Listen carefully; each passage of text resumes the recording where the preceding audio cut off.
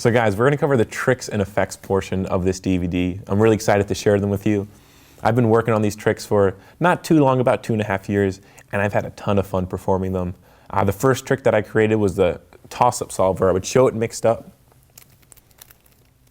like this, and then in one toss from mixed up, you go all the way to solved. And that's the very first thing I created, and while it was good, it wasn't great. So I started to play around with variations, and I came up with some really cool stuff that I'm going to share with you today. When I first created this toss-up solve, I had an idea to do a solve slow motion at the fingertips. So whenever I would perform the toss-up solve, I would say to people, it's not done yet. I want to have it solve slow motion in the fingertips, but I didn't know how to get there. So I played around with variations, and I came up with a lot of fun stuff. And this is actually the slow motion, the imagination solve. So you want to show the Rubik's Cube. And we'll get about 20 moves away from being mixed up. So there we go, 20 moves away from being solved. I want you to picture in your head from 20 moves, imagine the Rubik's Cube at 10 moves. You might see some patterns form. Picture at 7 moves, you might see some shapes. And finally, imagine the Rubik's Cube just one move away. What would you see? That's the idea. So I came up with a lot of different concepts. I have one where you take a Rubik's Cube mixed up and you could toss it behind your back and catch it again solved. So it's a lot of fun stuff, and I'm really excited to share it with you. It inspired me to do the Rubik's Cube is I just picked one up and I just started playing with it. I sat in my room, I lived in a farmhouse, and I just sat there and I just twisted it over and over and over again, and I just learned how to solve it. And then I'd show up to class, and all my friends would gather around me, and then they're like, you can't do that. And I did it in about a minute, and everyone was impressed. So I just kept on doing it. I did it for more friends and more friends. And then eventually I just got my time faster, and I was doing it 30 seconds, 15 seconds. And I was really good at it, but I never did it with my magic. I always just did it just to solve it. And after a little while, I was inspired by a couple magic DVDs, and I thought I could actually add the Rubik's Cube to my magic act. So I started working on different effects and routines, and I came up with a bunch of stuff.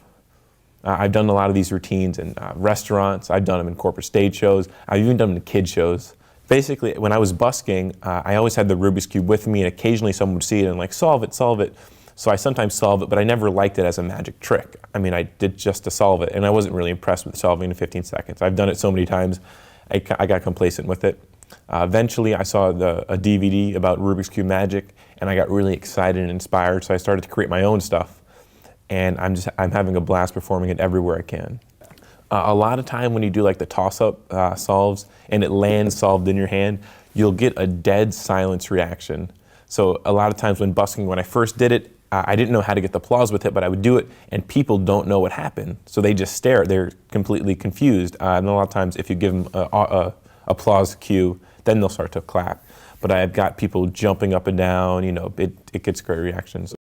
I had a lot of ideas. I wanted to do a slow motion solve in my hand and have the Rubik's Cube solve itself, but I didn't have the workings of it. So I had the idea, but I didn't have the workings, and just over time after solving the Rubik's Cube tens of thousands of times and working all these different effects, I have to figure out what algorithms to do and how to place the different positions.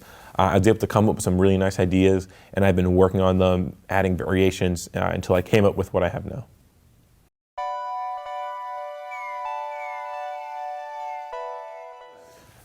It is very important that you can already solve the cube for these tricks and effects, because you're going to be moving the cube in a specific pattern and you're going to mess up. So you're going to have a mixed up Rubik's Cube. If you don't know how to solve it, go back to the part 1 where I actually teach you exactly how to solve the Rubik's Cube.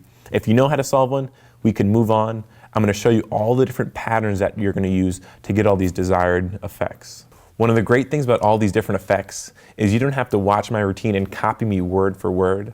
You could actually place the effects in different orders and create your own presentations for it.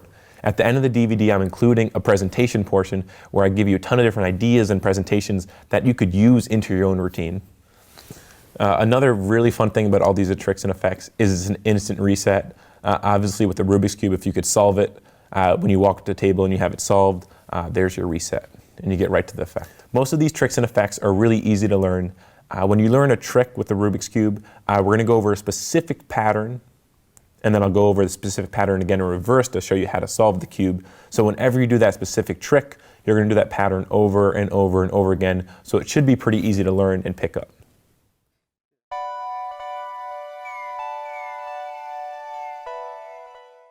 Right now we're going to cover some of the basics of the Rubik's Cube.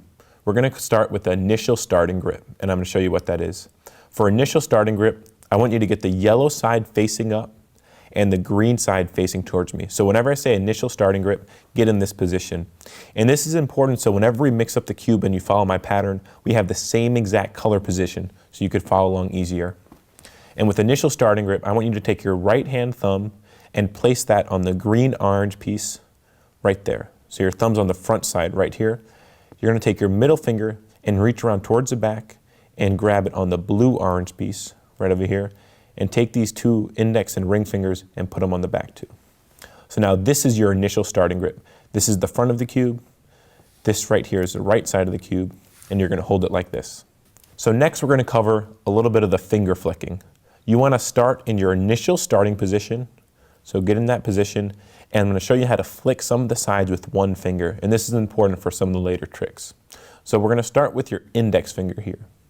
You're going to keep your middle finger and your thumb pressed against these two sides, and I want you to take your index finger and flick the top layer. You're going to do a U move. So this is what it looks like. You're going to flick the top layer like this. You're going to try that again, flick it again with this index finger, and you're going to do it 4 times until the cube goes back to being solved. Now this is going to be hard at first. Your finger is going to have a hard time reaching back and then pushing forward, but just sit there and practice for a little bit, and eventually you'll pick it up pretty quick. So do that again. And keep on working on that move. So you can do that 100 times and you'll get a good hang of it. Next, I'm going to show you a different move. You're going to flick the top layer, but you're going to do 2 as 1. So you're going to take your thumb and middle finger and slide down to the bottom layer. So now they're holding it by the corners. And you're going to take your index finger and flick the middle layer. What happens is the middle layer is attached to the top layer. So when you flick the middle layer, they spin 2 as 1. So you're going to do this a couple times. Get a hang of doing this move and get it back to solved. The next finger flicking move I'm going to teach you is with your ring finger right in the back. What you're going to do is hold the cube in your initial starting position, and you're going to take your ring finger right here and reach all the way to the outside edge, right over here. If you can't do that, I want you to tilt your hand down so you're closer towards the bottom, and you're going to take your ring finger and just flick up the side like this. So this is doing a L prime move. So try that again. Flick the left side with your ring finger. If you want to, you could always use your pinky finger, but I think the ring finger is a lot easier. So just reach around and we'll flick it again with the ring finger. What you could also do is the same thing with this middle move here. If you slide your fingers over to the right, you could take your ring finger and flick the middle layer right here to flip 2 as 1. This is important to learn for later on in the DVD, so practice doing this.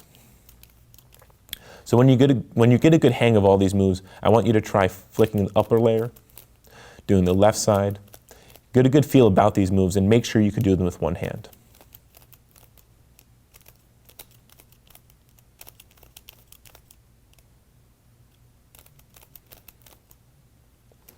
Eventually, with lots of practice of doing these moves over and over and over again, your fingers are going to pick up speed and then eventually be able to do something that looks like that. One important thing about this DVD is it's basically like a giant toolbox for you to use. So we're covering 6 different Rubik's Cube moves and ideas that you could create your own presentations. Obviously, you could perform it how I perform it, but it's not going to be original to you.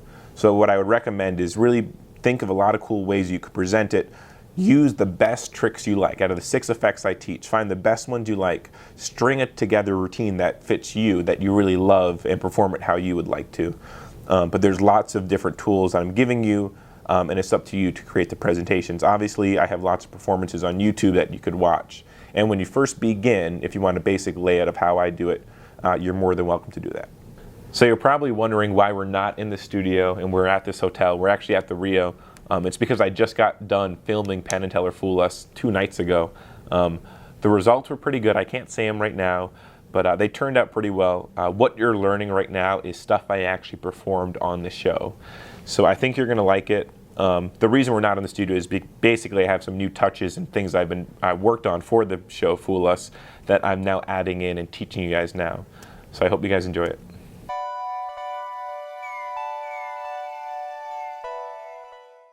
So this is the intro for the one-handed mix-up. The one-handed mix-up is used for the bag solve and also the behind-the-back toss. I'm going to show you what it looks like from your point of view, and then I'll show you some cool things about it. So this is what the one-handed mix-up looks like to get set up in. When you display it, you're going to show it like this. You're going to show all the sides of the cube to the audience, and then during the secret performance, you're not going to see the moves, but in order to get it back to solve, it looks a little like that. And it's only 4 moves away. That's 4 moves. That's your display, and you're going to do 4 moves to get it back. There are some false shuffles that I'm going to teach to make it more deceptive, but obviously when you're doing the one-handed mix-up, you're either going to be doing it with the bag solve or with the behind the back, so they're not going to see those 4 moves done openly. A couple differences. There is a one-handed mix-up taught on the DVD called The Cube by Takamitsu, and I was originally using his one-handed mix-up until I created my own. My mix-up has a lot of different advantages, and his has some cool stuff about him too, but I'm going to show you his mix-up right here. He has 4 moves to get in this pattern. It's a really awesome mix-up. One of the biggest things that I didn't like about it, so I had to create my own, was you have a giant block here and a giant block here.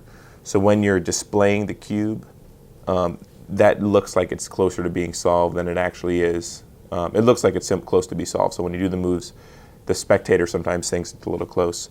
But for this one, when you display it, it looks like that. The secret to this is there are 2 blocks on the back of the mix-up that they don't see, and that's going to be covered. So we're going to cover more of that in the explanation, and hope you enjoyed that. So right now we're going to cover the one-handed mix-up really in depth. Whenever you're going to turn the cube when you're starting out, you want to start with the index finger, and you're going to do a little move. You're going to do a little move with this ring finger. 2 for 1 like this. This is the big move. And then you're going to do a big move from the bottom like that. Now that you did those 4 moves, this is the position that you're going to show the audience, but you have to reorientate the cube. So if you look at the cube where your thumb and this finger are, you're going to notice you have an orange and a white right here, like this. The orange is facing this side, the white is facing down. You're going to invert those. So you're basically going to flip them around like this. So the white is facing towards the right, and the orange is facing down. So you're going to be in this position, and all you're doing is that. Might be hard to track that, but just keep on, when you have this line facing here, just practice doing that move.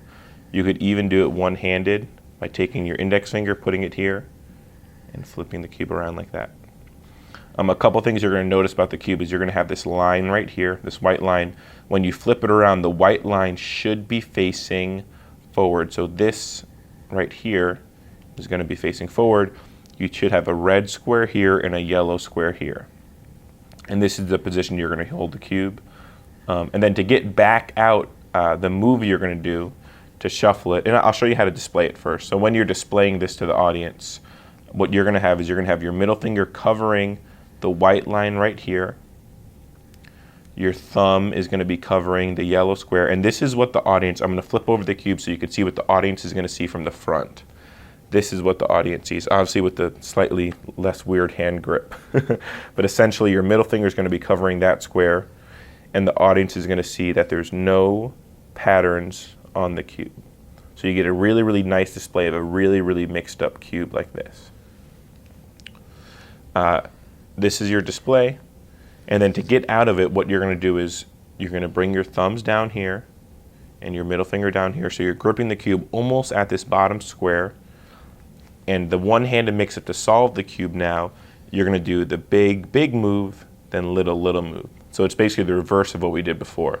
So you're going to start with the index finger like before. It's going to be a big move from the bottom, little move, and little move.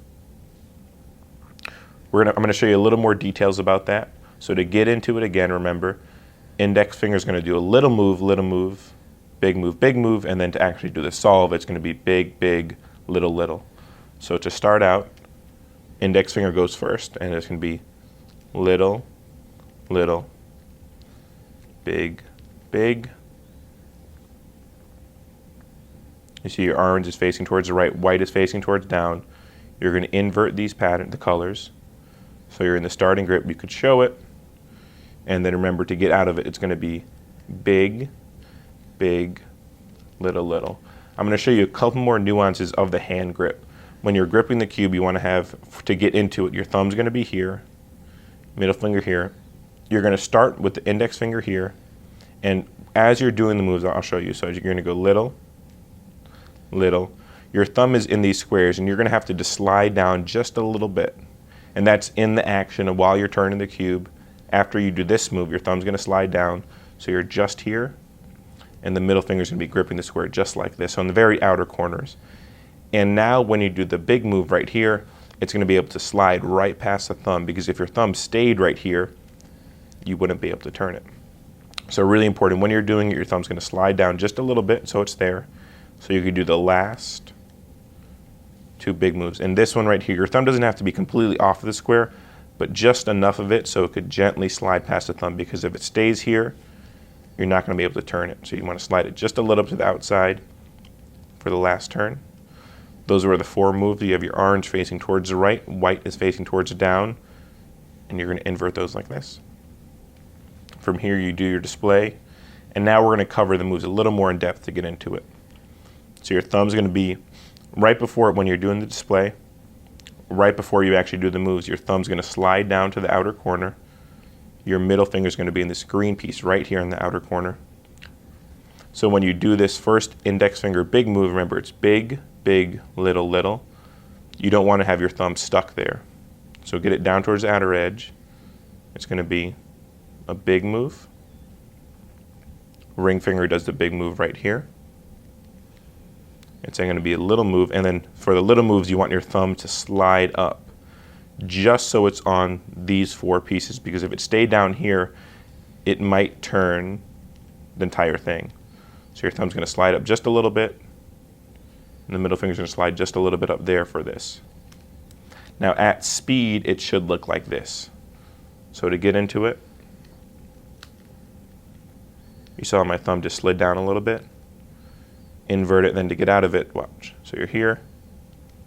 You're going to see my thumb just slide up ever so. It's almost like a natural movement as I turn the cube. The thumb's going to go like this. But you have to be aware of the thumb placement. You have to work on the speed of this, and I would recommend practicing this move over and over and over again. So you're going to do this move. One thing you can do is you could do this move over and over and over to practice. So you could do this move twice, 3 times. And then when you invert it, so the orange is facing down and the white is facing towards the right, you can now do that move over and over again. So it's going to be big, big, little, little. Keep it in the same orientation and just do that again. Big, big, little, little. And this is a really good way to practice, so you could do the move multiple times.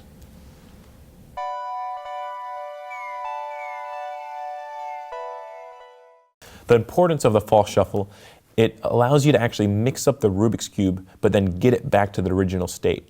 So it looks like you're scrambling up the cube more when you're really keeping it in the same exact order. So I'll show you that now. So this is what the false shuffle looks like. So you start from a solved cube and you go right back to a solved cube. And it's a really simple move. All you're doing is an R2, U2, U2, R2.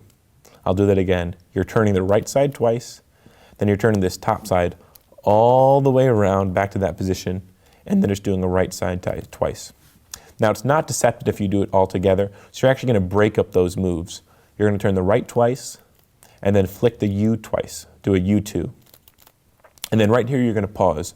You're going to create a time delay so your audience is going to look up at you or talk, and they hear you mixing it up. And then as soon as they look away, you're going to start to mix it up again. So they won't be able to follow the pattern that you're doing. I'll show you the false shuffle from another cube. So this is what a mixed up cube will look like. You're going to have a preset pattern for a lot of the tricks you're going to be doing. So when you have the cube in your preset pattern, you're going to perform the false shuffle to make it look more deceptive, like you are mixing up the cube. So this is the false shuffle right now.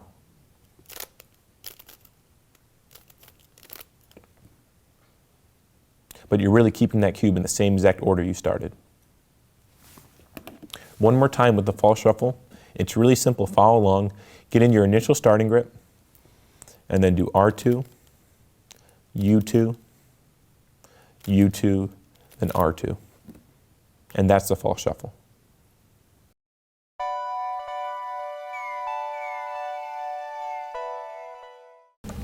So now we're going to cover a basic false shuffle that could be used for any of the moves we learned. So whether it's the wave solve, imagination solve, this is a really simple false shuffle that looks really good. It's the one we learned earlier. It's going to be the R2, U2, L2, and you're basically going to do those moves in reverse. So L2, R2, and U2. And during a performance, let's say we got in our one-handed mix-up piece. Now you would do those moves, R2, U2, L2, and then you do it again to get back to that same scramble. So any of the things we learned, whatever imagination solve, you could use this false shuffle. It's really simple. Or you could even make up your own false shuffles as long as you mix up the cube and get it back to where you're going. You will even add another move to it to make it look even more complex. We're going to add a D2 move. So watch. If we do R2, U2, L2, D2, you can now pause, talk, use your whatever presentation you want to add some timing, some time delay. So they see it mix up, you can mix it up some more. So now you're going to do that in reverse, a D2, L2, U2, and R2. And that those moves are going to get back to your original scramble. So this is a cube in the preset pattern. In order to do the false shuffle, you're going to look at the audience, and while you're talking to them, you're going to start the mix-up. And you want to pause for a second. This is going to cause the audience to actually look up to you, or they're going to take their eyes off the cube for maybe a split second. And at that time, you're going to do the U2 and R2 move again to get back to the original order. The pause is really important because it creates a time delay for your audience to get distracted, and it's going to break up the move. So it's not the same move repetition, and they'll catch on to the pattern. But if you break it up, the pattern is going to be broken up, and they won't be able to follow it. So we'll try that again.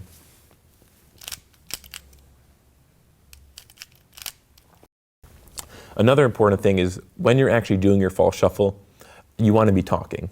Talking is the best type of misdirection for magic. So while you're talking to the audience, you could do your false shuffle, and they're not going to be paying attention to the cube. They're going to be hearing the cube move, but they'll be listening to you talk. So while you're doing that, while you're talking, you do your false shuffle, and it's going to be a lot of added misdirection. And that's the false shuffle. So guys, we just learned all the basics for the tricks. We learned the initial starting grips, we learned all the flicks, and we just learned the false shuffle. So now you have everything you need to know to move forward to all the different effects.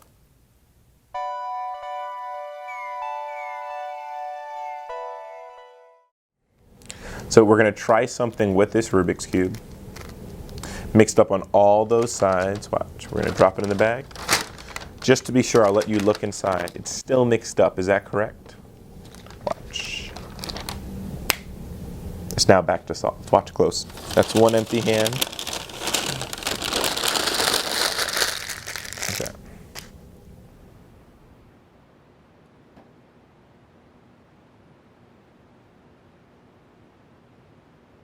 So now we're going to go into the explanation of the bag solve. You're going to pick up one of these paper bags from any store in the world basically, Walmart, CVS, whatever you can do, just pick up a standard paper lunch bag. I've actually cut out a hole so you can see the inner workings of the bag solve. There's two ways to do the solve. You can solve it going into the bag, or you can solve it going out of the bag. Here's how you solve going in. You're going to do the standard mix-up to get into the setup. You'll have the orange facing right and the white facing down. We're only going to use this color scheme so you can follow along. Obviously, you can use any color scheme you want, but for now, let's stick with these colors. You're going to invert it like that to show it. You can do any false shuffles at this point in time. I'll do the basic one we learned earlier. So now that you're here, you're going to do the same moves we learned earlier, but you're going to do them as you go down into the bag. So you're going to display the cube like this, and while putting it in the bag, you're going to do the 1, 2, 3, 4 moves. A couple tips for the moves.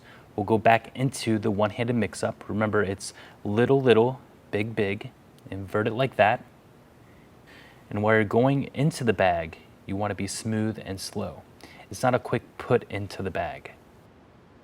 As soon as your fingers get past the edge, you're going to do the first move. Remember, the moves to get out is big, big, little, little. It's going to be 1, 2, 3. And right as you reach the bottom, you're going to do the last move slowly, and your hand is going to come out. At this point, you can snap your finger. We'll go over some presentation ideas later on. So that's the one-handed mix-up going into the bag. This is the one-handed mix-up coming out of the bag. This move is a little bit more challenging, but it's really neat when you see how you can use it. So you're going to get into your one-handed mix-up, invert the cube like that. So you're here, and you can do a couple more false shuffles with it. When you get here, you're going to place the cube in the bag, but you're going to place it in a very special orientation. You're going to turn it like this, so the bottom is now facing up. You have to keep track of this, but you're going to turn it so the bottom is facing up. And you're going to place it in the bag straight down like this. So when you look into the bag, you're going to see the orange line. Again, this is the bottom facing up. And now you can actually show the spectator the cube is still mixed up. And to solve it, you're going to do the one-handed mix-up while reaching into the bag and pulling it out. Now it's a little challenging and it'll take a lot of practice, but when you can do it, you'll have a miracle on your hands. Steve actually performed this on Penn and Teller and their faces were dumbfounded. Remember, if this is the bottom, this is the top. Your hand is going to have to come in on this side of the cube. I'll do it without the bag for a second. So if this is the bag, you're going to place it in the bag. You're going to reach down here, and you're going to have to grip it like this. And basically, it's the exact same finger moves. So you're going to reach down here, grip it, and then you're going to do the big, big, little, little. One of the problems I had with this is I would come down and grip it from the top, which made it more difficult. So make sure you're gripping it from the side. So when you do the moves, it's going to be big, big, little, little.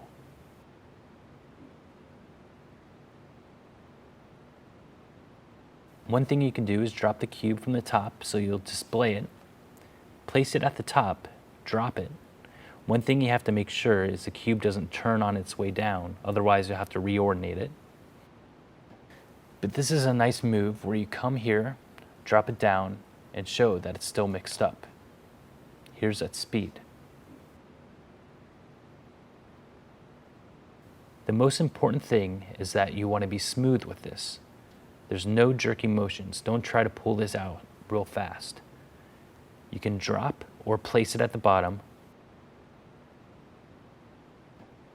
Come on this side of the cube, and then do the 1, 2, 3, 4.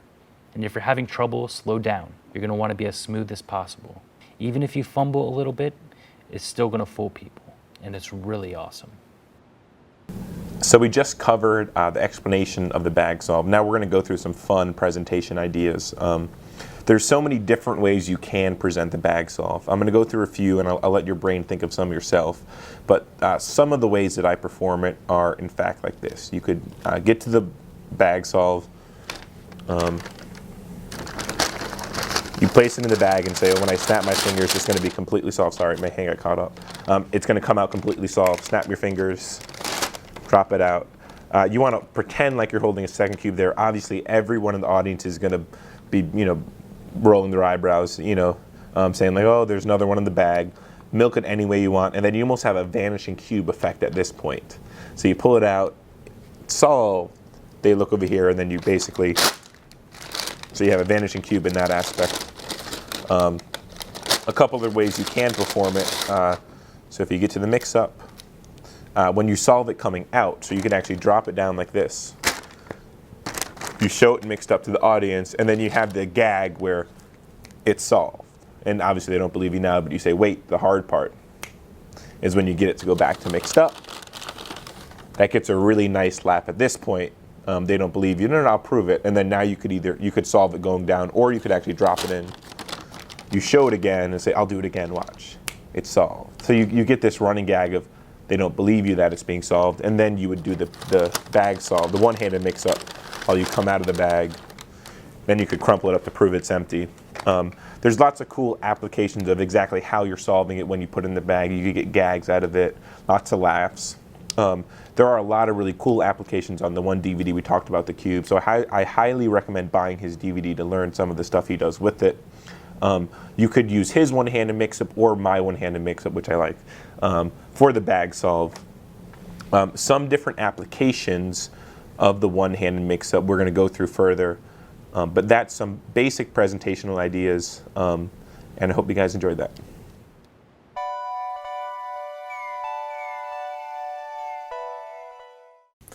So I want you to picture what a Rubik's Cube is going to look like one move away from being solved. I'll give you a hint. That's one move away. There's 2, 3, 4. When you get to about 10 moves, you might recognize some shapes and patterns, but when you get to 20 moves, you're not going to recognize anything. So we'll try this. Picture the Rubik's Cube from 20 moves away from being solved. Imagine if it's only 10 moves away from being solved. Picture at 7 moves away, you might see some shapes and patterns. Finally, imagine just 1 move away exactly what you would see.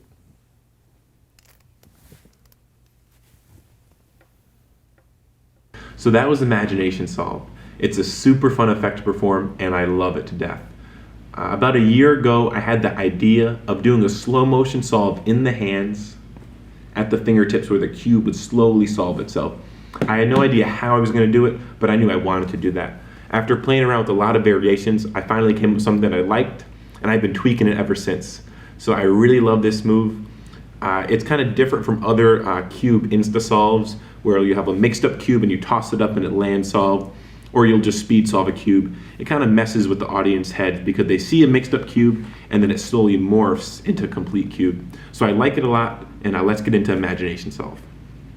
I want you to get into your initial grip with the yellow facing up and green facing towards you. And this is so when we mix up the cube, you have the same color pattern as me. So we're going to start with this algorithm to get into Imagination Solves. You're going to do U prime, R prime, B prime, and then U prime. And this is your algorithm. You're only 4 moves away from being completely solved. What I want you to do now is look around the cube, and you're going to look for a cube inside a cube. And that's going to be your locator stickers. Look around and you're going to notice down here you have a little cube inside of the cube. And you want this on the lower side pointing towards the right, so right over here. You're going to look up top on your top layer and you want to see a square right over here. If you don't see a square, that means your cube is inverted like this or like that. And you notice in those 2 positions, you're still going to have this cube inside a cube on this right side. So there are 3 different possibilities of where it could be facing. This way, that way, notice there's still no square up here, or this way. So you want this cube inside a cube on the lower right side facing towards the right, and this square up top here. You're then going to put your fingers in the initial starting grip, and that means your thumb on this side right here, and your middle finger on the back right here, and grip the cube like such. And here's what you're doing for the Imagination Solve. You're going to start by turning your wrist up,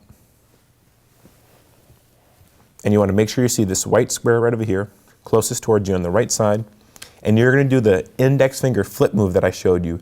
It's this move right here. So turn your wrist up, locate that square, and you're going to cover the front so they don't see this index finger move. As you turn your wrist up, cover the front, do the index finger move right now, and then you're going to grip the back side of the cube and then lean your hand forward, keeping your hand horizontal to your body. Right now, instead of doing the initial grip, you're just going to switch position. So you're going to switch your middle finger and your thumb. So if the initial starting grip is like this, you're going to switch your thumb over here and your middle finger over here. So it's going to look like this. Turn your hand towards you and grip it, and then turn your wrist all the way up. So you should see a green square right over here. And you're going to do the same exact move over again. So you're going to do your index finger flippy move, while you cover the back side of the cube. And then grip the back and lean forward. And then you're going to do that same exact move over again. So instead of the initial grip, you're going to switch the sides, switch your middle finger and thumb, like that. Grip the cube and turn your wrist over again, and then do the index finger flippy move right over here. And then grip the back, and you are done with the imagination solve. A couple things to remember. It's the same move over and over and over again. So once you learn that initial move right over here, you'll be able to do imagination solve with no problem. I'm going to get into how to smooth out imagination solve right now. So in order to get into the imagination solve, you want to apply the algorithm U prime, R prime, B prime, U prime. Then you notice over here you're going to have your little square, your little cube inside of a cube. You want that on the bottom right side, closest to you, and locate your square up top. And then we'll get into the imagination solve one more time. So once you're in this initial starting position, turn your wrist up. So you have this white square right here, and then do the index finger flippy move while you cover, and then grip the back and lean forward. And now instead of the initial starting grip, you're going to switch your thumb and your middle finger just like this. Then turn your wrist up, so you see a green square, and then cover while you do the index finger flippy move. Grip the back, lean forward, and do that move one more time. So switch the thumb and the middle finger, grip it, turn the wrist up, and then do the flippy move while you grab the back one last time. An important thing to remember is I'm actually showing you the imagination solve in a really robotic manner. You want to smooth out the imagination solve as you learn it. So we'll do it, we'll get back to the starting position. And we'll do U prime, R prime, B prime, U prime. So here's what the imagination solve looks like when you smooth it out. You want to start to turn your hands and keep a rhythmic fashion throughout the entire thing. And as you turn them, keep your hands rotating and keep it smooth. You don't want it to be blocky as you move forward. Let me show you that again one more time at speed. So perform the algorithm U prime, R prime, B prime, U prime. Locate your cube inside the cube, and then we'll do that algorithm at speed.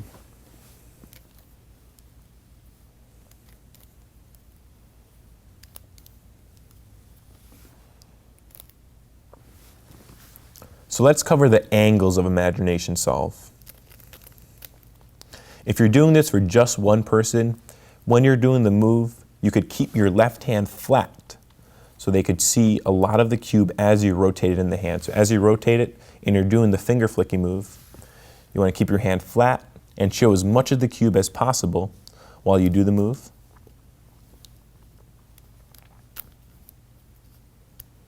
So it looks great. Now, I know a lot of people are surrounded when they perform. They might be busking or doing a wedding where they have people all around them. And this is also great for that situation because you can do this surrounded. And I'll show you how to do that now. Get into your initial grip. As you're doing the move, you don't want to cover flat. You want to curl your fingers around. If your audience is on your left, this hand is blocking that view. Your wrist, if they're in front of you, you have your hand blocking it. And if they're on your right side, your fingers curling around block that also. So as you turn your wrist up, cover the entire cube while you do the move, and then roll the cube in the hand. As you reach around, you're going to grab and do the same exact move. The only thing that's going to change is your fingers are going to curl around more, so you block more of the cube. And obviously for the people in back of you, you have your body blocking that. So if you want to, you can move the cube closer towards your body to make sure you cover all your angles. One thing that people stumble upon when learning imagination solve is which side to turn while you're turning your wrist over. So I'll show you that now. When you get to the start of your imagination solve and you already applied the algorithm, when you turn your wrist up, it's very important to note the only move that's going to turn the cube is your right index finger. It's going to push the top layer like that. And essentially when you turn your wrist up, you're still going to push the top layer like this, but your hand's just going to be upside down. So imagine yourself doing this, except you're going to do it when you turn your wrist up and you cover your hand, and you're going to use that index finger to flick that piece right there. And then you're going to apply the grip where you switch your thumb and your middle finger right here. So your thumb's going to go to the back, and then your middle finger is going to come to the front. So just switch those two, grab the cube and rotate it all the way over. And then your index finger is going to flick the top, but upside down just like that. Grab the back, lean it forward, and do that one more time. So switch the thumb and the middle finger, rotate the cube all the way up, and then flick it one last time. Now, when I did the presentation for Imagination Solve, I'm lying to the audience. I'm telling them I'm actually 20 moves away. In reality, I'm only 4. The presentation that I use is I tell them I'm 20 moves away, then I'm 10 moves away, picture it at 5 moves away, and then finally imagine just 1 move away. In reality, I'm only going from 4 moves away, from 3 to 2 to 1. So I'll try that now right here. I want you to picture from 20 moves away what the Rubik's Cube would look like at 10 moves. Picture in your head at 7 moves what you would see. Then finally imagine if you're only 1 move away, what would you see? And that's it right there. Another nice thing about the presentation is I tell the audience, I want you to picture the cube 1 move away right before we start the effect. So they kind of get an idea in their mind what that would look like. So we go from 1 move, 2, 3, 4. And then from here, you're going to do false shuffles. So I tell the audience, at 10 moves, you might see some shapes. At 20 moves, you're not going to recognize anything. And that was just a false shuffle. So essentially, we're back to the pattern of the Imagination Solve. So we're ready to go. We're only 4 moves away. And that's when you do the presentation. Picture from 20 moves away what the cube would look like at 10 moves. At 7 moves, you might see some patterns. And then picture just 1 move away exactly what you would see. So that was Imagination Solve. I hope you guys loved it. Be creative. I want you to think of a new presentation to add to it. You have all the tools you need to create something really awesome, but think outside the box. And I want you to think of a fun, creative way to present it. So that's Imagination Solve. Let's move on to the next effect.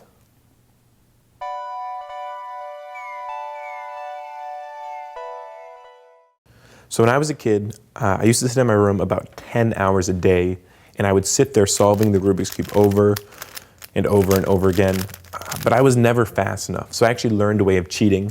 I'll show you the cheating method now. It happens in about 1 second from mixed up all the way to completely solved. So let's cover the Rubik's Cube toss-up solve. This was the very first effect that I created with the Rubik's Cube. I got inspired by watching the DVD Rubik's Cube Nightmare, and I liked the effect, but I thought, hey, I've been solving Rubik's Cubes for 10 years, and I wanted to create a better way to do the effect. So here's what I created.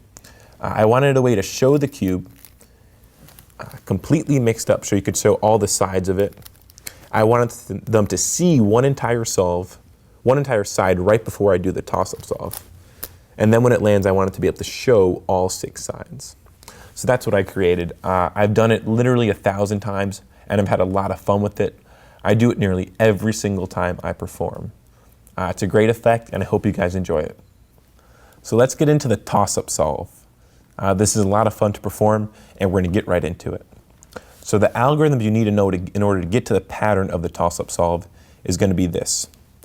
You're going to start it with an U prime and D move, but you're going to do those moves at the same time.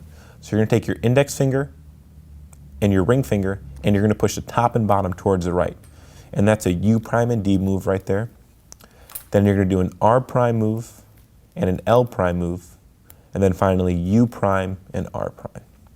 And this is your setup pattern for the toss-up solve. Now you need to find some locator stickers so you know exactly how the cube is orientated. If you look on the bottom right after doing that algorithm, you're going to notice you have a line right over here. You want to locate that line and have it on the bottom.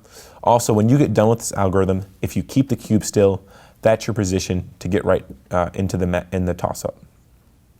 So locate your line right here, have that towards the bottom, and you also want to make sure you have 2 stickers on your left right here at the top. So keep the line vertical. If your line is vertical this way and you don't have 2 stickers here, you want to make sure you flip the cube 180 degrees like that. So locate your line and make sure you have your 2 stickers here. And here's how you do the toss-up solve. You want the audience to be in front of you right over here on the back side of the cube. And as you talk to them, you can mix it up more. You could use presentations of cheating, but as you use your pattern, you're going to do an R-U move. So try that again. Make sure you have your line and your two pieces, and perform an R-U move as you turn both your hands to this side right here. So from here, R-U, as you bring the right side to the new front. And you're going to place this cube into your left hand right here. Keep it flat. And this is the side that the audience is going to see. So when you turn your hand forward, they're going to see this side right here. Another important thing to note is you actually want to hide the sides. The left side and right side are, you can see the lines right here and it's not very well hidden. So you're going to take your left thumb and have it along the sides right here, and your fingers along this side. And remember, this is the back the audience is going to see. You want to take your fingers of your right hand, your middle finger is going to line up right along the orange, and the other two fingers right along here. So essentially you're holding the cube like this, and the audience is going to see the back right here. And here's how you do the solve. As you turn your hand up, you're going to turn your left hand up and turn it horizontal, and you're going to take your right hand and you're going to turn the front towards the right like that. So right here, the front towards the right, and then you're going to take your thumb and your fingers and you're going to slide them forward. So now they're on the middle layer too, and you're going to turn the middle and the front as one unit, just like that. Now you're in this position to do the toss-up. Your thumb's going to pull down on the green middle right here, and your ring finger and index finger are going to push up on the two outer layers. So you're essentially going to have this as it comes out of your hand. So I'll run over that again. Hold the cube in your initial starting grip with yellow on top, green on the right, so we have the same color matchings. And you're going to apply the algorithm. U prime D, R prime L prime, U prime R prime. Now if you look on your bottom, you're going to have this line and these two pieces right here, and you're in the pattern ready to go for the toss-up solve. You're going to start out by doing an RU move while you make this your new front. So RU while you turn the cube, and you're going to place it flat into the hand while you cover the sides and lean forward. So the audience is going to see this right over here. You want to point this towards them.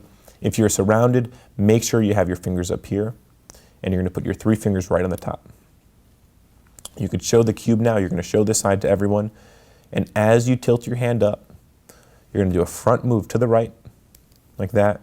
Slide your fingers up, grab both the middle and the front as one unit, and turn that again. So now you're in this position. Now your thumb's going to pull down while your fingers flick up, just like that, and that's the toss-up solve. A nice thing about the toss-up solve is you can do in high or low as you want. So I'll get back into that real quick. So here's the pattern for the toss-up solve. Just like that. We have the line here and these two sides. You're going to do an RU move while you get set up. Point this towards the audience, and as you bring it back, you're going to turn the front towards the right, and then the middle and front towards the right. And when you do this toss-up, you can either do a little toss-up, or you can throw it as high as you want in the air. I found it's best to do a small toss-up. It's nice and visual, and it keeps everything in frame. So that's a toss-up solve. So let's show the toss-up solve from your point of view. So you're going to do the algorithm to get there, which looks just like that. So I'm all set up to do the toss-up solve. As I talk to the audience, I'm going to do the RU move as I turn this side. So I'll show you guys. I say, I'm about to do the cheating move, guys. And that's when I do the RU, covering it on all the sides. And then I'm going to show this to the audience. And at this point, I'm ready to do both those moves and flick it up. So I say, I'm about to do the cheating move. I turn away from the audience, and that's when I do the last three moves. 1, 2, and now I'm just one move away, and that's when I flick up for the final move. Let's take a look at the toss-up solve at speed. So we do the algorithm to get into it, and you can perform some false shuffles at this point. And here's the algorithm at speed. You're going to do an RU while turning away. Then you're going to show that to the audience right here while you cover. And then the toss-up move at speed looks just like that. So let's take a look at that at slow motion. You do your mix-up.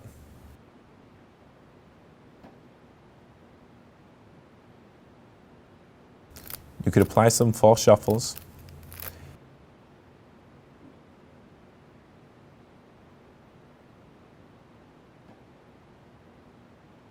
Then here's the move to get it finished.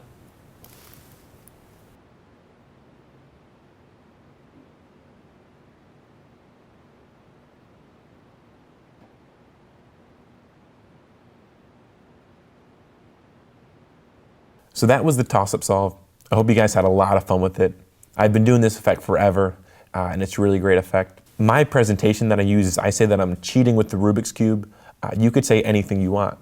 So make it fit your character and present it in your own unique way. Now that we learned the toss-up solve, let's move on to the next effect.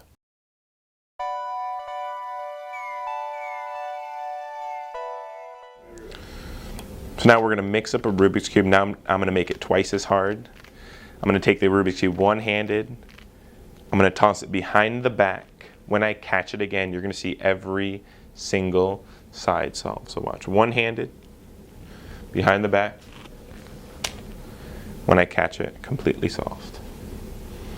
So now I'm going to teach you how to do the behind the back solve. Remember, it uses the same algorithm we learned earlier, but we're not going to get into that yet. The first thing you need to learn for the behind the back solve is basically you have to learn how to take a Rubik's Cube in your right hand or left hand, toss it behind the back, and catch it. So you want to practice that a good amount of times. Jugglers are really good at this. Magicians, who knows? But you just need to basically practice getting this move so you don't toss it way out to the left or to the right, especially during corporate performances, strolling. A lot of times there'll be drinks and stuff. So it would be really bad if you threw it, you didn't catch it, landed on their table of food. It has happened before to me, so avoid that at all costs. But keep on practicing, just tossing it behind your back. You could either catch it with one hand, catch it with your left hand, or two-handed. But practice that over and over again so you get a nice consistent toss. And now we're going to add into the one-handed scramble.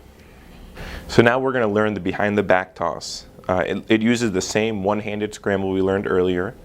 So remember, it's going to be little, little, big, big. Now you're in your setup, and to do the setup out of that, it's going to be big, big, little, little. And you're going to do those moves while you're tossing it behind your back. So you get to your setup, you could do false shuffles, scrambles, whatever you would like at this point. You're in your position. You could show it, remember, on all the sides. You have the two blocks here that you don't want them to see, and also the middle finger's going to be covering right here. So you have to display. When you're doing the toss-up, you're actually going to start to do the moves when you get right behind your leg. So the presentation that I use is, I typically do the two-handed toss-up solve right before this, and then I say I'm going to make it more difficult because I'm going to do it with one hand. And then as you come down, you're going to get right here, and that's when you're going to start the moves right as soon as you get past. And more important than doing a quick movement, you want to do as more of a smooth movement. So you're here, you're going to go, I'll turn a little bit.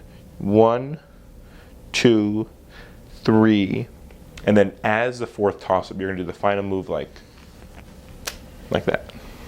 We'll do this at speed now. We're in the setup algorithm, the one-handed mix-up. As you come down, this is at speed right here. You're saying all mixed up, one-handed, behind the back. So it's not a really quick movement. You could take your time with the mix-ups. It's more important that you're smooth with it. So we're going to do the performance now of it, but this is it as slow as possible. So you get here, you're in your set position, the one-handed scramble. As soon as you get behind your back right here, that's when you're going to do the first move, second move, the third move. Then right before you toss it up, you have that last move. You're going to do that last move during the toss almost. And the move is as you're coming here, your 4 moves away, you're going to do the first move right as you get past the thigh right here. So it's going to be number 1, 2, 3, and on the fourth move, you're going to finish the toss. So you're in your setup algorithm, you're going to come back here, do the first move just as you're starting to get past the thigh. That's 1, 2, 3, and the fourth move happens on the toss. You can do it slow. You don't have to rush past it. You want to be as quiet as possible. So when you're coming down, it's going to be one-handed behind the back. The most important thing is when you're doing it, when you get your set algorithm, you really want to be as quiet as possible with it during the toss-up. You're going to start here, but it doesn't have to be really fast. You don't have to really swing it around as fast as you can. One thing that people will say is you have a second cube, which is actually 99% of the time when I do it for lay people, if I do it this slow, they're going to say you switched it, second cube, where's the other cube, which is great because now you could prove that there's no cube. So if you do the behind the back toss, when you come around, second cube, a lot of times people will pat you down, or I mean they won't pat you down, but they'll look there and like they will say there's no second cube behind them, which is really cool since they're guessing the entirely wrong method. It's a really fun move. I highly recommend you practice behind the back solve, and you'll have it in no time.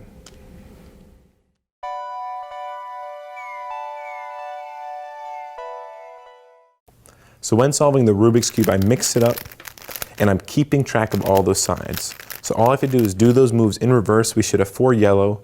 Darn it. Can we start over, guys? Take 27.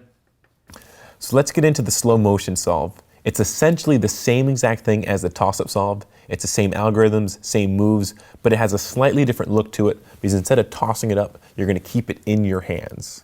So let's take a look at that now. So for the slow motion solve, you're going to do the same exact algorithms as the toss-up solve, and we're going to take an overview of that right now.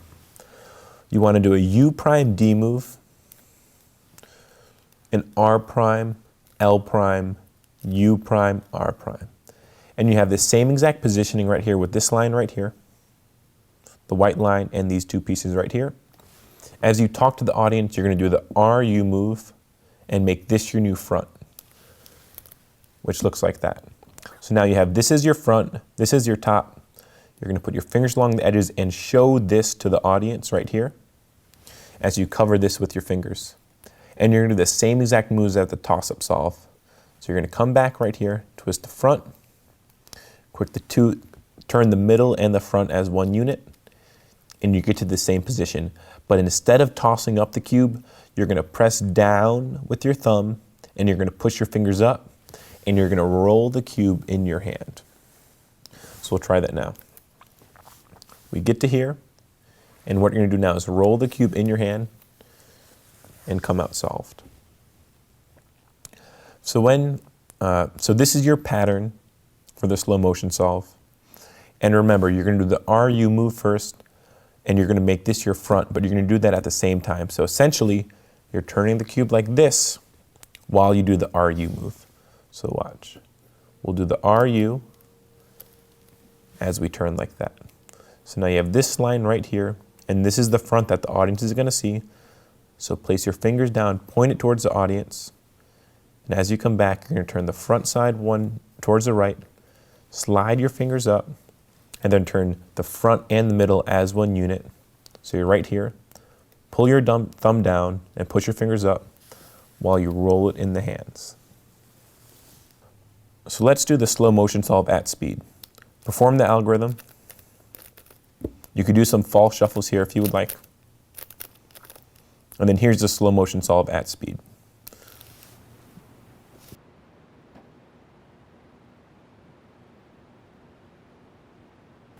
So let's do the slow motion solve in slow motion.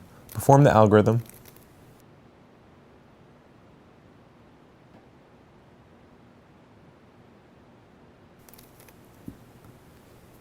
You're going to show it to the audience.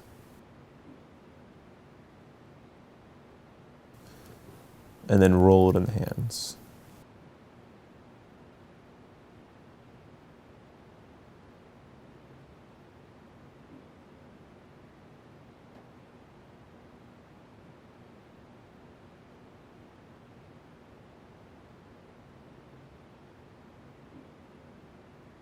So I actually learned how to cheat with the Rubik's Cube, and here's the cheating move.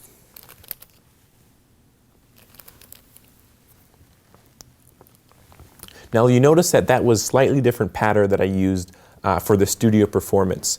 The nice thing about this effect is you could perform it any way you want. I did kind of a joke in something funny with the studio performance, but you could talk about cheating patter.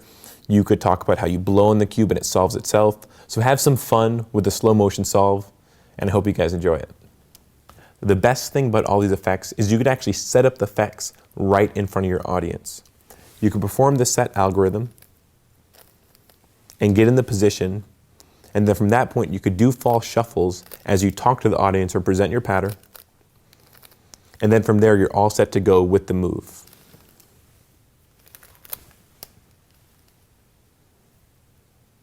So let's cover the angles of the slow motion solve. You could do it surrounded. The nicest part, when you get to here, the motion covers all the moves. And you have your hand covering the front, your fingers along the side, and when you roll back, the speed of the solve is going to cover it. I'll show you that right now. So here's the slow motion solve exposed. Remember, the speed is going to hide the moves. So that was the slow motion solve. It's virtually angle proof. Whenever you do it, if the audience can see from the side, they basically just see a cube from mixed up all the way to solved. It's a lot of fun to perform, and hope you guys enjoy it. Let's move on to the next effect.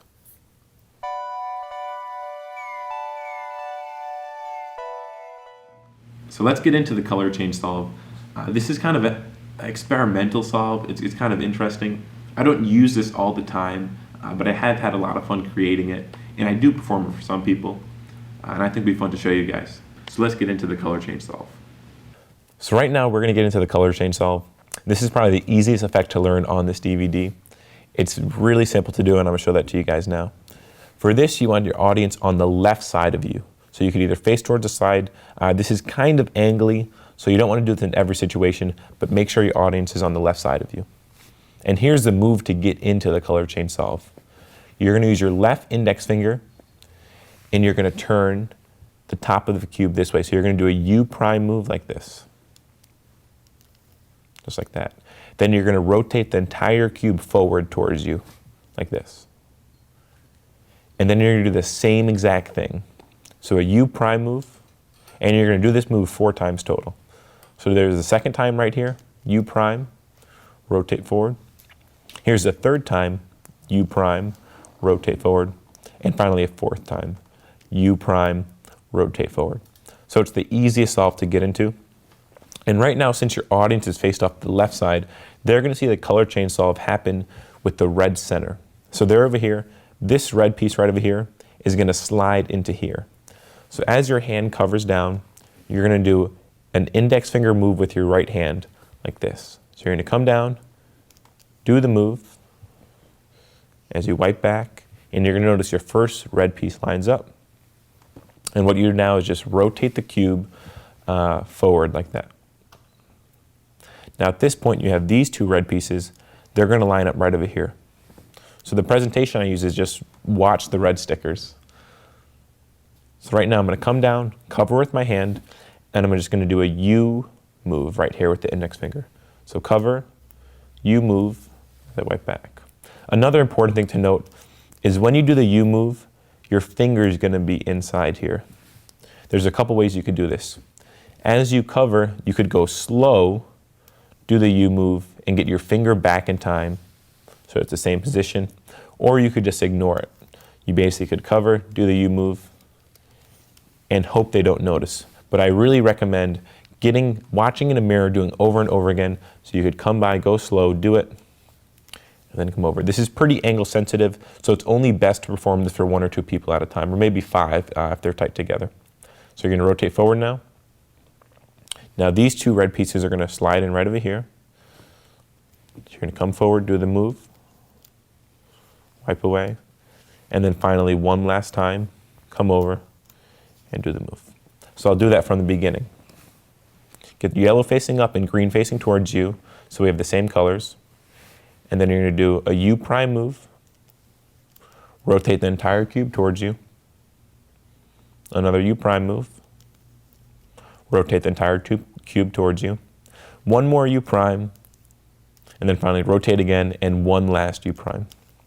There you go. Now we're doing again with the red side, so you're going to line up this piece right here. So you're going to cover, do your move, rotate it forward, cover, do the move,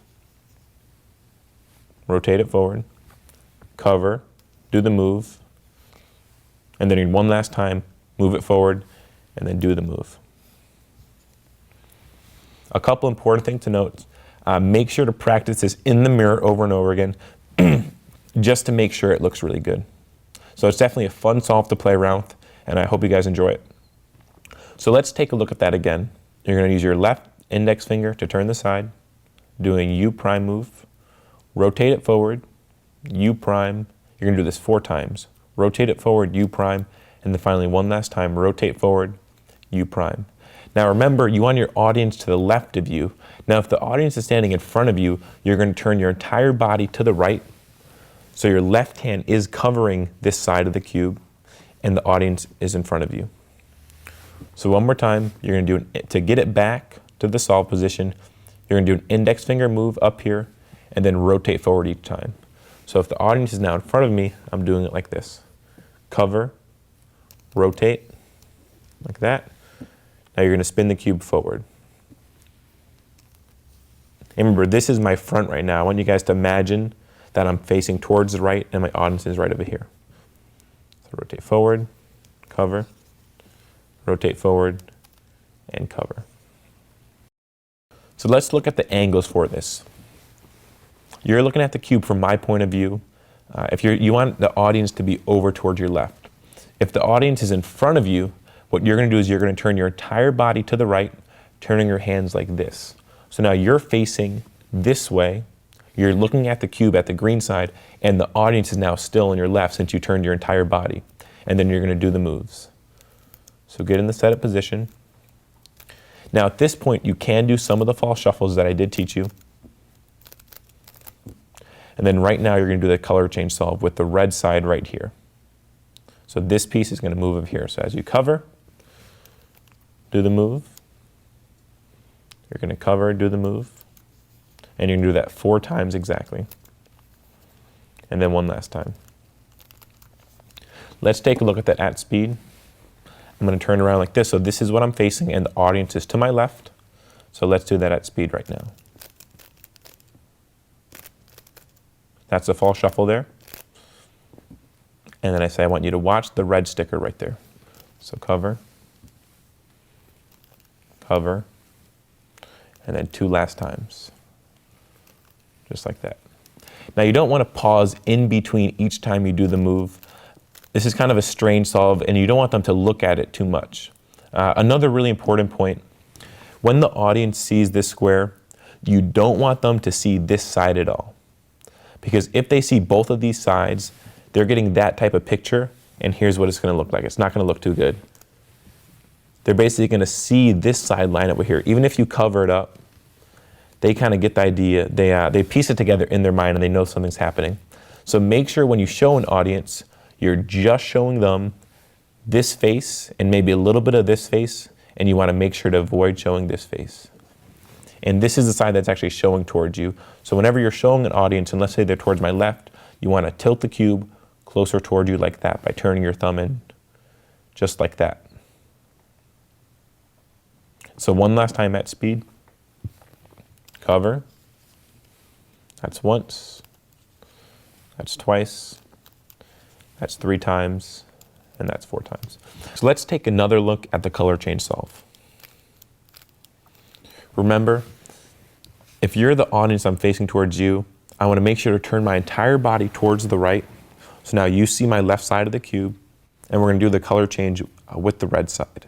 Now it's important, you don't want to turn too much this way, because then they're going to see these stickers line up. So you want to make sure to keep the front side towards you tilted in a little bit. And then you're going to do your color change solve. You want to make sure to practice in the mirror to make sure this finger isn't flashing too much, because you're doing it too fast. Now you notice there's going to be a slight noise to this. If you're in any type of performing environment, that's going to be completely covered and they won't hear a thing. So that was the color change solve. It's a lot of fun to perform. It's kind of angly, so make sure you practice your angles in the mirror. But I hope you guys have a lot of fun with that. This is a performance only of, I call this the millisecond solve. So this is still in development. It's a really cool thing. This is after you do the behind the back toss on all these things. You can now say, I got so good at cheating, I'm going to show you the millisecond solve. So you could show it mixed up on all those sides. If you blink, you're going to miss it. Watch close.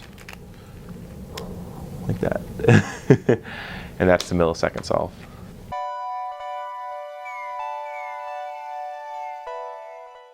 So right now I'm just going to cover a couple presentations for the Rubik's Cube. There's a million different ways you could go with this, and here's just a couple that I wrote down that I think you guys would like. You could talk about how you used to speed solve the Rubik's Cube and used to go to competitions and race against people. You could talk about how you learned how to cheat with the Rubik's Cube and solve it while cheating. Another really cool presentation is you could actually bring someone up on stage and have a race against them, a race against time. It's also great for motivational speakers. You could talk about how you want to overcome challenges and solve problems. It's a great way to demonstrate really anything in life because you have a puzzle and then you have a solution. It's also really great for trade shows. You have a problem and a solution. So that basically applies to every single company. Company is going to try to find the best solution for you. So with the Rubik's Cube, you talk about we have a puzzle here and we're going to try to find a solution. I use the Rubik's Cube trick everywhere I go, and there's a lot of fun presentations that you could think of. I want you guys to do some research, find the best presentation for you. If you guys come up with some great presentations, I would love to hear about them. I love finding new things about the Rubik's Cube, so if you have a cool idea, feel free to email me. So I want you guys to feel free to email me at steven@stevenbrundagemagic.com. So I'm looking forward to hear from you guys. So if you guys are having any trouble, or even if you come up with a really awesome idea, feel free to add me on Facebook, message me, and I would love to hear from you guys.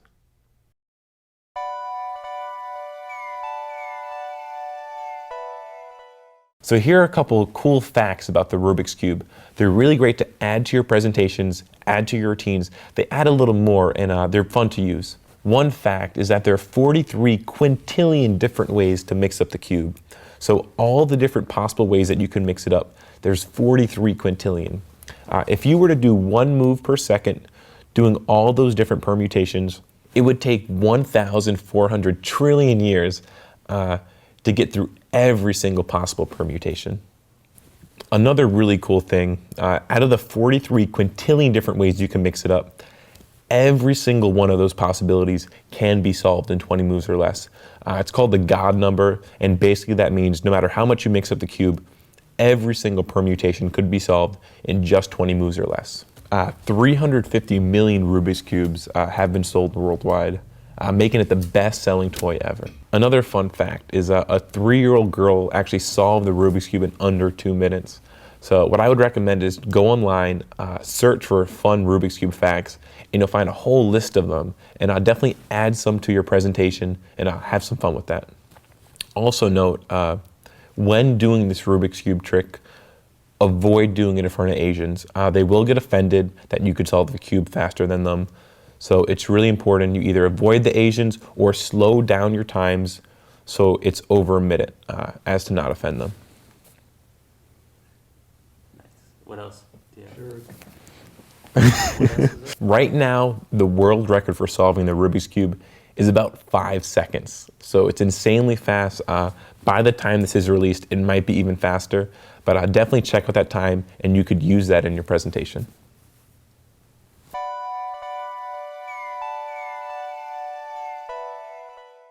As a speed solver, every single time that I actually solve the Rubik's Cube from a mixed up position, I usually time myself. And it's basically a really fun thing to do. You'll sit there, mix it up, time yourself, and then solve it. Right now, I solve it in probably around 15 seconds, maybe 14 if I'm feeling good that day. But it's a really fun thing to do, and it's a great way to keep up your speed cubing skills. To sit there and work on your time, see if you can get your time down under a minute. After you consistently solve the Rubik's Cube in about a minute, try to get under 45 seconds and then work your time down. It does take a lot of practice and determination, but it's a lot of fun to do. With the method that I taught, with enough practice, you'll be able to get your time below a minute. You can even get around 35 to 40 seconds if you really practice a lot. But if you want to get faster than 40 seconds, you're going to have to go online and learn more algorithms. That's basically the way you do it. At this point in time, I probably know about over 300 algorithms, but they're not up here. They're all in my muscle memory. After practicing the algorithms over and over and over again, my mind basically forgets them, and it's all in my muscle memory. So make sure you practice your algorithms, and if you want to get faster, definitely check online. There's a ton of good resources. One really good website to check out is badmephisto.com. So if you Google Bad Mephisto, his website will come up, and it's a really great website to learn from.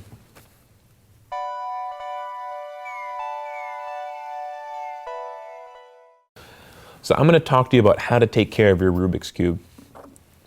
When storing your Rubik's Cube, you don't want sharp objects or pens next to it, because if they're both in a confined space and you have a sharp object digging down underneath the stickers, it's going to peel up those stickers and you're going to start to chip them. If I do it just a little bit, you're going to start to see that piece start to chip up right over there. So it's very important when storing them. You can store it in your book bag or in your case or really anywhere, but make sure there's no sharp objects pressed up against it. Another really important thing that I found out, I was actually storing about 10 cubes in my close-up case, and I squeezed them all together so they were all being pushed together, and when pulling them out, the stickers started to scrape against each other. And it happened on this Rubik's Cube here. I'm not sure if you guys can see that, but right over there, there's actually a little tear in the cube. So it's right there. It happened to a couple of the sides. You can see it on the white side right over here. You'll notice that the sticker is starting to come apart right there. So when storing your Rubik's Cubes, make sure you could have the cubes next to each other, but you don't want them pushing against each other and rubbing, because that's going to ruin your stickers. Another amazing thing about the Speed Cube that comes with your package is a lot of Speed Cubes that you get nowadays, you need to lube them. It usually uses silicone oil, and you have to open up your cube, you have to pour some lube in, and then you have to work it in. The best thing about the Rubik's Cube you got with your package is when you first get it, you don't need to lube it, and it moves perfectly silent. It's going to move like butter, and when you twist it, you're not going to hear a sound. So you're going to notice here that this Rubik's Cube, it has no stickers here. That's because your Rubik's Cube, each side of it has a little sticker right here, a little plate that fits over here. This is only going to come apart if you drop your cube hard enough. So when doing the behind the back toss, make sure to do it next to a bed so it doesn't land on the ground. But for the most part, even if you drop it hard, you're going to notice that none of the pieces actually fly off. If by chance they do fly off, you need to gather the pieces, and you're going to have to press them in there. It's a little difficult, but you want to line them up perfectly, and then slide them right in and push them shut. Another important thing to note about the Rubik's Cube is you can actually change the tensions of the cube. So right here, you could actually reach inside and peel off the center caps. These are all the center caps. And then you're going to have screws on all the centers. Now you're going to notice if your Rubik's Cube is too tight, like you can't turn it because it's not moving smooth enough, you're going to open up all the center caps. You're going to go in here, take your fingernails. I don't have much of a fingernail. Right here, you're going to pull them off, and you're going to turn all the screws to the left. That's going to loosen your Rubik's Cube. So undo all the center caps and turn all the screws just a little bit to the left, and that's going to loosen your cube. If you notice that your cube is too loose and pieces start to fly off, so when you hand the cube to someone and they mix it up fast, you have a piece fly off, you want to open up all the center caps and turn all the screws to the right to tighten it just a little bit, not enough so you can't turn it, but enough that none of the pieces are going to actually fly out like that when they turn it. So really important, if your tensions aren't right, readjust them. When your cube comes, it should be tensioned perfectly, so you probably won't have to adjust these. When popping off the center pieces, you might not want to use your fingernail. You could definitely take a knife, avoid hitting the sticker, and just slide it in that gap and pop off that piece. And then to get it back on, you're going to line it up perfectly, press down. We'll try with this one, line it up right on top, keep it square, and then you're going to press down to lock it in place. So if you're underage, make sure before you grab the knife and stick it under there, make sure your parents are around to help you out with that. You could also use a flathead screwdriver or any type of object with a flat surface to stick under there and kick it out.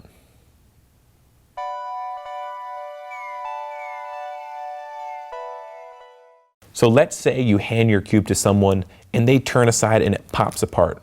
I'm going to show you how to take apart and put together your cube. So what you're going to do is turn the top 45 degrees, and you're going to notice you have an edge piece right here that you could actually reach into this gap and pop it up. An edge piece will be really hard to get out if it's flat on. You want to turn the side so you have this little gap right here and pull it an edge piece. If by chance your cube does break apart when solving it, it's really simple to put apart. You're going to take the pieces that fell out. It's really simple to reassemble it. You're going to put the pieces back in, line them up, and place them in. One thing that you notice is after you reassemble it, you might have an impossible position. Now, if you notice now, everything is solved except for two corners. Now, this is an impossible permutation because when I put the pieces back in, I put them in wrong. So if your entire cube falls apart, you're just going to put the cube together mixed up. You're going to solve the cube until you get to the very last step. And if you don't have a permutation you're going to solve, you're going to notice something's going to be off up top. And you can't do any more steps to fix it. So at that point, you're going to take apart the top layer, switch around the pieces that need to be switched. So we're going to swap these two corners, and then you're going to place your edge piece back in. Now, real quick, I'm going to show you what happens if your cube completely falls apart.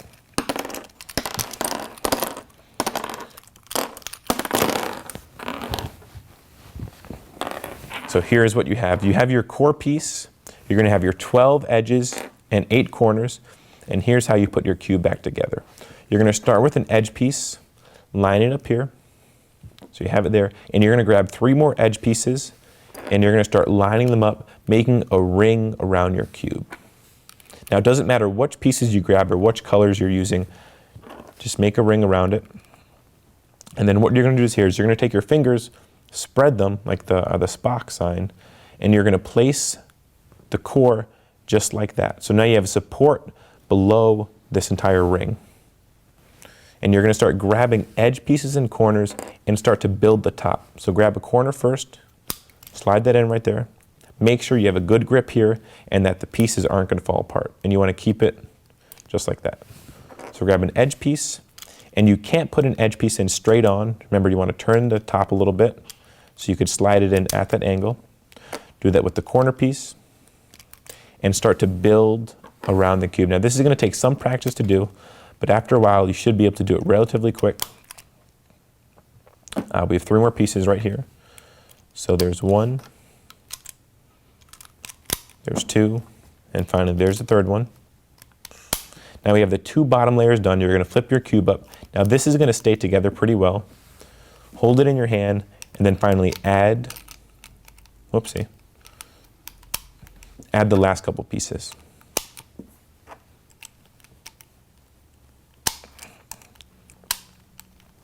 And remember, if your cube does fall apart when you're doing this, and it happens more than once, make sure to readjust your tensions with the screwdriver so the cube doesn't fall apart. I've never had one of these types of cubes fall apart. But if they do, I want you to make sure you readjust the tensions so everything fits in. So after you put the cube together, you're going to notice it's completely mixed up. You're going to solve it, but you might have an impossible condition. So in that case, take out the top layer and fix it. But at that point, that's how you put your cube back together. So I just put the cube back together from after it fell apart. So I'm going to do a quick solve real quick.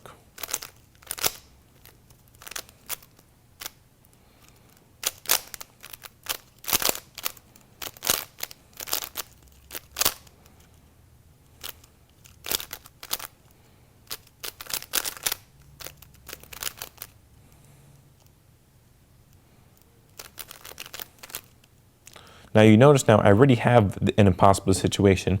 This situation will never occur. At this point, I'm going to turn this piece up, and then I'm going to turn this yellow edge piece up now. And then I'll solve. So make sure you solve it as much as you can, and then adjust the top layer until you could have a completed Rubik's Cube.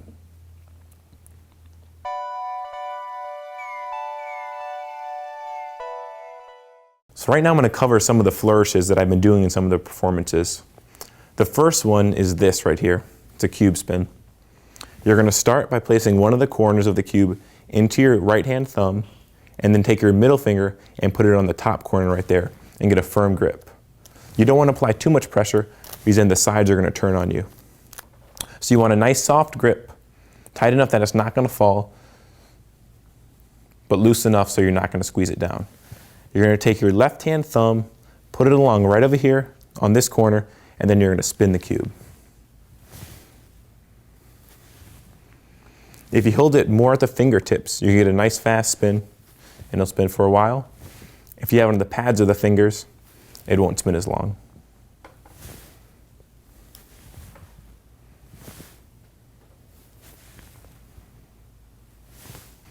One of the nicest things about this flourish is during all the effects you're using an ungimmicked cube. So when you do all the solves, you have a Rubik's Cube with all 6 sides complete. So this is a great way to show all 6 sides complete without inherently saying, hey look, all the sides are done.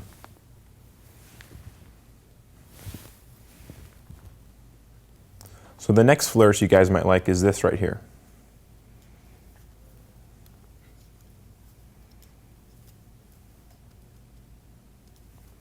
And I'll show you how to do that now.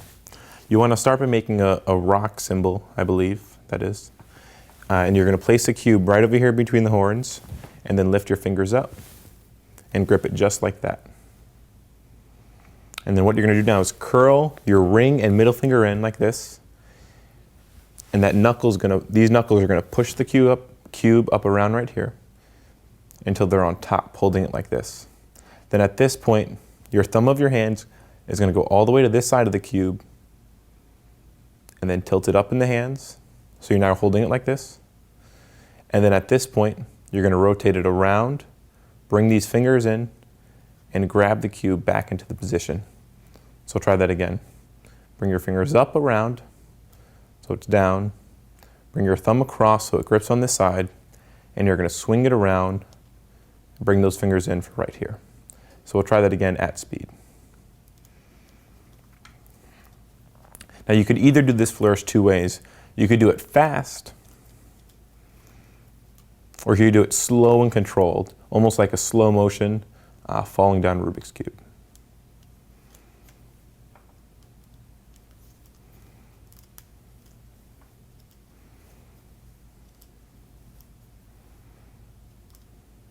One more time real quick. Form some rock hands. Put the cube right in between there and lift these fingers up. So you have that grip right over here. You're going to curl up with your fingers, a little more forward. So you want it resting right before the knuckles. So curl up with your fingers and roll them around to the top. Bring your thumb from the left side all the way over here. Then you're going to twist around. You get to here, and then rotate the cube back on top. Let me try that again.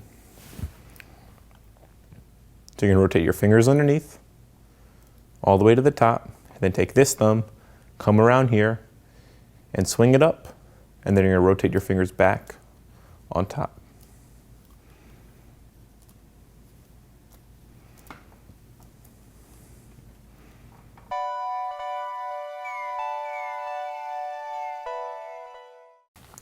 Thank you to Chris Wheel, Shane Cobalt, Chase Duncan. You guys helped me out a lot with all the different solves, and I really appreciate all the feedback. And a huge thank you to my girlfriend. I had to put her through thousands of solves watching me, and I appreciate all the feedback. One of the most important things is you guys need to practice this. You're not going to learn in a day, or maybe even 2. You really need to sit down and give this stuff a whirl. Practice, practice, practice. And that's the way you're going to learn this. Most of all, I want to thank you for purchasing this DVD, not just buying it, but actually learning the stuff on the DVD. It's not the easiest stuff in the world, and it's going to be kind of challenging, but I really want you guys to put in the time and make this an awesome routine.